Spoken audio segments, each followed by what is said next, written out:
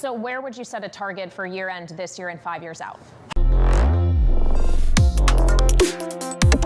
She's thinking about it wrong. You can't use it to hide illicit goods, but the little guy who Warren should care about, right? The worker, the middle class guy, can use it to protect his wealth. And I think we've got to flip that narrative. And I think you're seeing that in Congress, right? The young congressmen are saying, why are we listening to all these old people, right? And so it's Ro Khanna in California, the guy in New York recently who came out, and it's popular. And so I think the Democrats' anti-crypto thing is really shifting to, hey, at best, keep your mouth quiet, and what you should be doing is learning how this is going to really help progressive causes. I don't think it'll be a currency. I think it will be a store of value. Okay. I think there'll be other, like, listen, Ethereum is already trading like a currency, right? It's the currency of culture. When people buy NFTs, they say, how many ETH do it cost? Oh, it was 1 ETH, it was 3 ETH.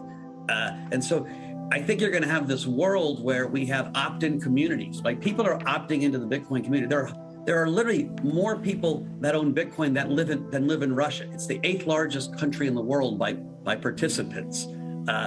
They freely opted in and said, we believe in this ethos of this community, which is a hard money way to store our wealth. And I think that will gain momentum as trust continues to break down. Listen, if Jay Powell and Janet Yellen can get our economy back to 2% inflation and have our debt come back because growth is so high and we go from 140 debt to GDP to 70, Americans won't have to buy Bitcoin, right? But if you were in Russia, you feel pretty stupid having all your money in ruble. Or if you were in Turkey, you feel pretty stupid having all your money in the Turkish lira. And so when there is bad stewardship of economies, which our stewardship has not been great, let's make no bones about it, Bitcoin provides a great alternative. The problem with cryptocurrency is that you can use it to circumvent these sanctions. On the other hand, people in the community are saying, that's the point, right? We don't want government censorship to be able to take away our property. So let's talk big and small. There is zero chance the Russian government can use cryptocurrencies to circumvent. Right? We're regulated by 25 different agencies, Galaxy. And I'm sure, you know, FTX and Binance and the others have just as many. And so almost all crypto moves through exchanges. Those exchanges have KYC AML processes, just like TradeFi exchanges. And so, plus Bitcoin is a public blockchain. You know, way back we hired Mike Morrell, who had run the CIA, we, Galaxy, and a few other companies, to do a study on Bitcoin. And he did like a 10 weeks exhaustive study with the security agencies, with the 3-letter agencies, with crypto companies. And he came up with a thesis that if you were going to design a trap to catch criminals, it would look a lot like the Bitcoin blockchain. And so it's just, Elizabeth Warren is just wrong when she thinks you can use Bitcoin for Russia to escape sanctions. And we're looking at it the wrong way. The Russian ruble has depreciated over 90% in the last 10 years. Just this year alone, I think high to low is like 65%.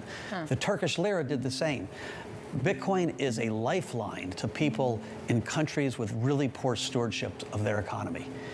And we should be thrilled that Russians can get some of their money in Bitcoin so they're not completely broke holding worthless rubles. Well, I think, let's say the dollar might never be the same, right? I mean, I think the biggest thing that's happened in the last 10 years in lots of ways, maybe longer, is when Europe and the US said, hey, Russia, those reserves that you thought were yours, they're not really your reserves. So what does that mean? It means the dollar or treasuries as a risk-free asset isn't so risk-free. It's not risk-free if you're Russian, and maybe if you're Chinese, you're like, it might not be risk-free either. And so I think we're entering in a world that's unknown, where people are going to struggle to figure out what is the reserve currency. The U.S. isn't going away, right?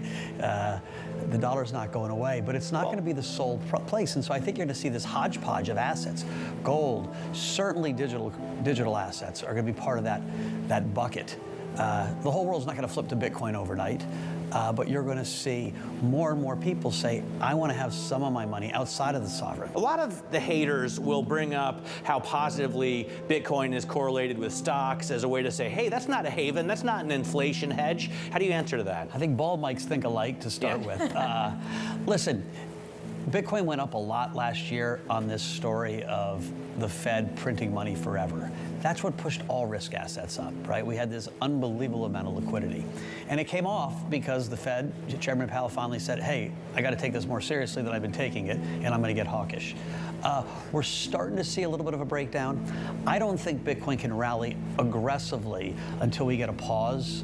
And I would tell you that because Bitcoin's a narrative story. It's bringing people into a community. There are 150 million people into that community. Most are staying in it. Right? That's the 8th biggest country in the world. It's bigger than Russia. So Bitcoin holders are a bigger country if you think it's sovereignty than Russia. But to bring new people in, it's hard when their house is on fire. And right now, if you talk to any investor, Chinese stocks are cratering, tech stocks are cratering. Their mindset isn't like, let me see where I can find more risk. And so we're going to hit a pause. The war will end. Let's pray to God. The Fed will go and we'll start saying, hey, we've priced in the Fed. And once markets hit some equilibrium, I think you're going to see the narrative really take off. So where would you set a target for year end this year and 5 years out? Listen, I think, like the other bald Mike, the NASDAQ has further to go to the downside this year. I think literally the Fed hasn't even started hiking rates. They haven't started pulling liquidity from the system. And so I've the whole year thought we'd be a 30,000, 50,000 range in Bitcoin. Risk to the upside, not the downside.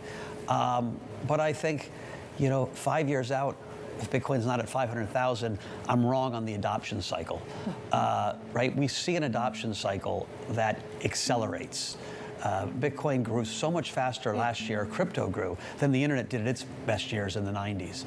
And so I see this going viral everywhere, if it's in the Mideast or in pension funds in the United States, all getting ready to participate. Mike, what about the idea that Bitcoin can be the great equalizer? If there's going to be a parallel financial system being created via new technology, do you have any evidence that it could be a more equal system? Well, crypto gives everybody equal access, right? Anybody can participate in the Bitcoin network. I don't need to have a certain level of wealth. I don't need to be in a private equity or a venture fund. I can go on and I can participate. I can build on it. I can invest in it. And DeFi is part of the big promise as well, right? Same thing with DeFi, and quite frankly, same thing with NFT communities, right? What is the surprise to me this year is that NFTs have become the killer app of the blockchain. It's the first place we said, hey, we're using this outside of an experiment, outside of a sandbox. We're using it in real life. Artists are making money, musicians are making money, big brands are making money. And so I actually think it's the most exciting thing that's going on. What will it take to make this the crypto capital of the United States? Listen, first thing is we got to get rid of the bit license. It is very difficult to do business in New York State because of the bit license, period. And so that, I think, is essential. Who's standing in the way? Because everyone says we got to get rid of the bit license. The greatest problem with bureaucracy is once something gets, put in place, it's hard to get rid of it. And so, New York DFS, it's a state thing. There's a bunch of people lobbying. Everyone tells me it's going to happen. We'll see.